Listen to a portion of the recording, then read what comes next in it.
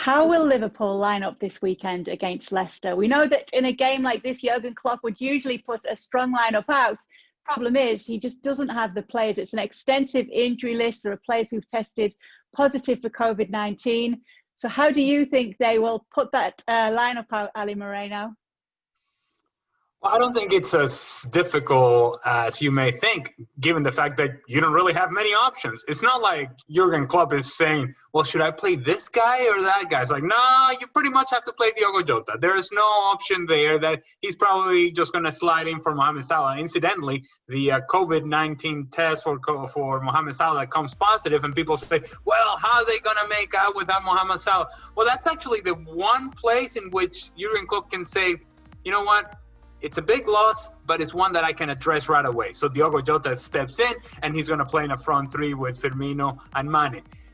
After that, it gets tricky. And when I say tricky, it's not so much because he has a lot of options to pick from. It's tricky because the options that he has available are not that great. The center-back pairing, my goodness, what can you say? It's really guesswork, to be honest with you, as to what Jurgen Klopp is able to do. I'm thinking that he plays James Milner back in sort of that right back position that he has played before, and that allows then Matip and I'm guessing Rhys Williams or maybe Nathaniel Phillips, who I'm not all too impressed with. It's tough right now for Liverpool, so you got to depend that front three does the work for you, and you also got to lean heavily on that midfield, hoping that Jordan Henderson, Jorginho Wijnaldum, who had a very good week with the Netherlands, and Naby Keita steps in, and then they do a fantastic job of controlling the midfield. If they do that, and they put enough pressure offensively against Leicester, maybe they're able to paper over some of the cracks that obviously they have defensively. Yeah, obviously difficult times. And you said the maybe Rhys Williams, because his participation now is a doubt because of an injury picked up on under-21 duty, although there are differing reports on the severity of that. So we'll have to see what's going on there. Jurgen Klopp needs some help in that January transfer window, doesn't he? Well, they're not going to have COVID-19 forever, I hope. And these players will come back eventually. So I'm not quite certain that they are really needing help in the January transfer window. They just need people to get healthy.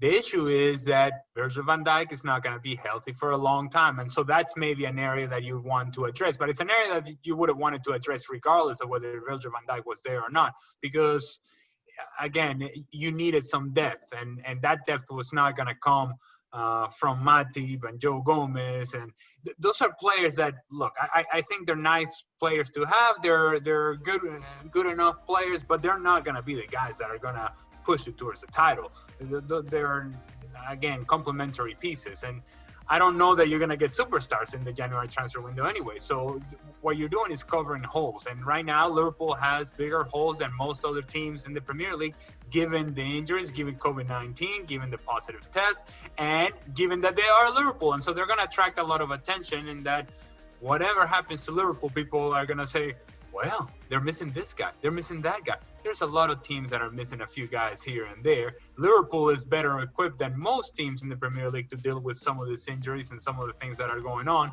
However, even a team like Liverpool is still going to feel that there's some choices that Jurgen Klopp is going to have to make that I don't think he would have anticipated would have had to have made this early in the season.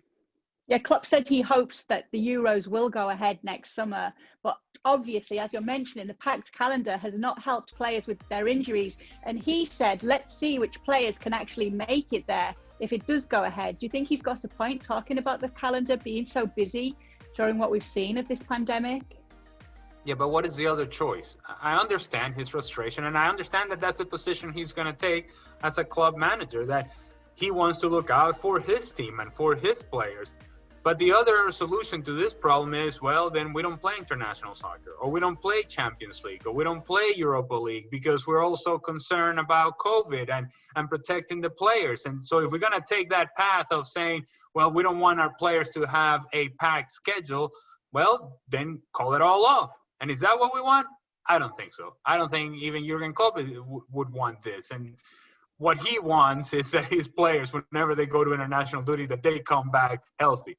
But that's a want that every manager in the world would like it to be, and it's not perfect. It's some players are gonna go off and they're gonna come back injured. Some players are gonna go off and they're gonna come back with COVID-19 positive tests. Some players can't have that happen even when they are at Liverpool. So it's right now it's one of those where Jurgen Klopp, I understand his frustration, but he's not really providing any solutions to the issues. He's just, again, complaining about a reality that I think all of us have to get used to.